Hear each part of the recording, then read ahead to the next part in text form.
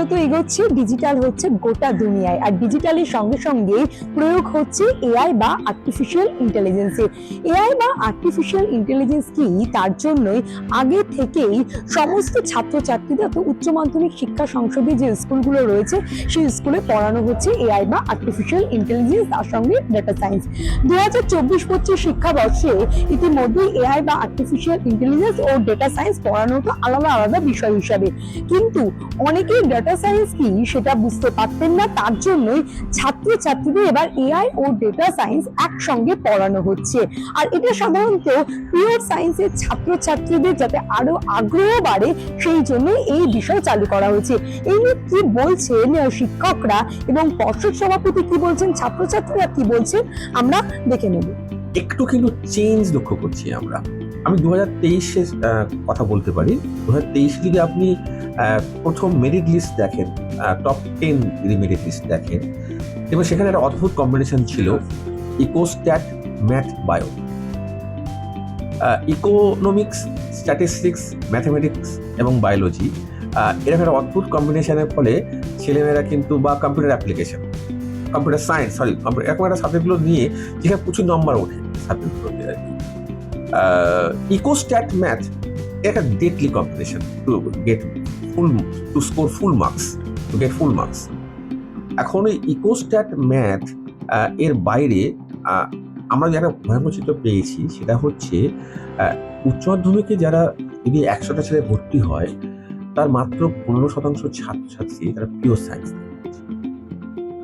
ফলে এখন যে অ্যালাইড সায়েন্সগুলো, যেমন ধরুন নিউট্রিশন, যেমন ধরুন আপনার সাইকোলজি, কম্পিউটার অ্যাপ্লিকেশন, এই ধরনের সাবজেক্টগুলো অনেক বাচ্চারা কিন্তু পড়ছে, along with physics, chemistry, biology, mathematics.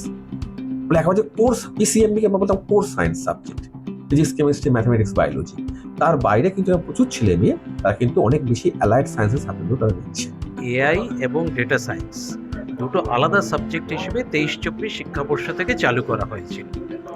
AI এর একটা জনপ্রিয়তা আছে বাজারে, কারণ এখন আর্টিফিশিয়াল ইন্টেলিজেন্স সর্বত্রই রয়েছে। মানে এখন সমস্ত কিছু, মোবাইল থেকে শুরু করে গাড়ি থেকে শুরু করে সমস্ত কিছুর ক্ষেত্রেই আর্টিফিশিয়াল ইন্টেলিজেন্সের একটা অ্যাপ্লিকেশন রয়েছে।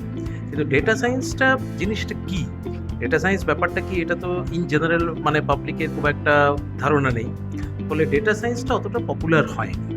ফলে সেই হিসেবে আমরা ঠিক করেছি আমরা এই দুটো সাবজেক্টকে কম্বাইন করে 25-26 শিক্ষাবর্ষ থেকে দুটোকে কম্বাইন করে একটা সিঙ্গেল সাবজেক্টে, তার নাম হবে artificial intelligence and data science. হ্যাঁ, আর্টিফিশিয়াল ইন্টেলিজেন্স বা এআই সম্পর্কে কিছু মানে মোটামুটি ভালোই তথ্য আছে। যেমন অনেক কিছু এখন রয়েছে, যেমন চ্যাট জিপিটি, মেটা এআই, আরো অনেক কিছু রয়েছে। তো এটা যদি তোমার বিষয়ে হয় সাবজেক্ট, যদি এটা কি মানে নেওয়ার ইচ্ছে বা এটা নিয়ে পড়ার কোনো ইচ্ছে রয়েছে যদি পাও? এআই নিয়ে পড়ার তো দেখুন, এআই এমন একটা জিনিস যেটা মানে এখন যা দেখেছি বা শুনেছি ফুলি ডেভেলপ, ঠিক আছে, ডেভেলপমেন্ট হচ্ছে বলে আমি জানি না, একই জিনিস জাস্ট দু আলাদা কোম্পানিরা প্রমোট করছে। তো পড়ার মানে সাবজেক্ট বানাবে কিনা, মানে বানাবো কিনা এটা ঠিক আমি বলতে পারছি না। হ্যাঁ, অবশ্যই এটা, কারণ এখনকার নতুন প্রজন্মে এখন এই মানে আর্টিফিশিয়াল ইন্টেলিজেন্সের গুরুত্বটা এখন বেশি, তাই সবসময় ওইটা জানার চেষ্টা করবো আমরা।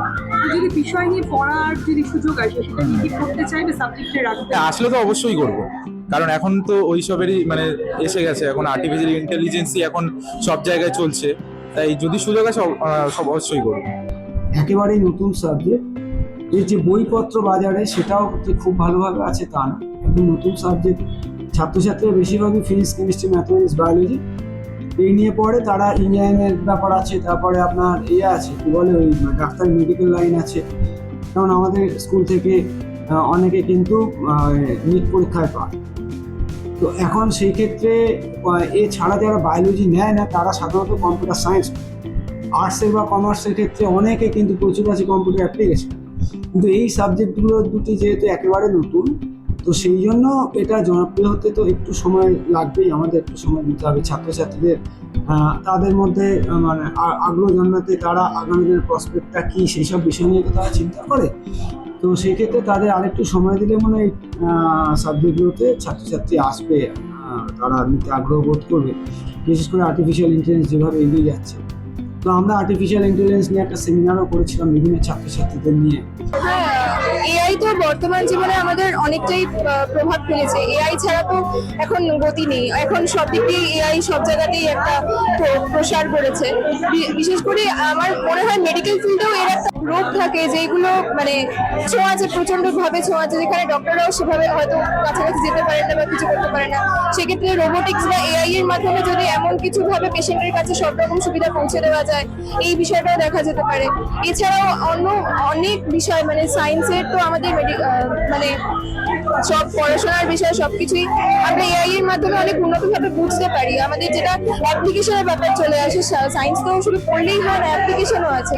তো সেই বিষয়গুলো অনেকটা জানার ব্যাপার আছে। এআই থেকে সেটা অনেক ক্ষেত্রেই উপকৃত হয় আমরা। এই এআই ডেটা সায়েন্সে কতটা কি ভবিষ্যতে কি আগ্রহ বা এই বিষয়ে জানার কোনো ইচ্ছা রয়েছে? আমার অবশ্যই এআই বা ডেটা সায়েন্সের ব্যাপারে জানার ইচ্ছেটা রয়েছে। এআইটা কিছুদিন পর পুরো পৃথিবীর সবকিছু প্রায় দখল করতে চলেছে বা দখল করে নিয়েছেও। সেখানে এআই না জানাটা একটা ভুল ব্যাপার। যেমন কম্পিউটার প্রচলিত হয়েছিল, তখন আমরা কম্পিউটার নিয়ে জানার চেষ্টা করেছি। আমার মনে হয় এআইটা যখন যাচ্ছে মানে শুরু হচ্ছে, তখন নতুন কিছু জানার আগ্রহটা থাকা উচিত। তো একটা মানে পৃথিবীর সাথে তাল মিলিয়ে যাওয়ার জন্য এআইটা অবশ্যই জানতে হবে। তো আমার নিজেরও ইচ্ছা আছে এআই নিয়ে জানার ভবিষ্যতে। ব্যাপারটা হচ্ছে এটা, আপনি যদি একটুখানি সর্বভারতীয় স্তরে দেখেন, সেখানে দেখবেন কর্ণাটকের যে স্কুল মানে কলেজগুলো আছে বা স্কুল, ওরা কিন্তু অনেকটা এগিয়ে গেছে এআই ডেটা সায়েন্স।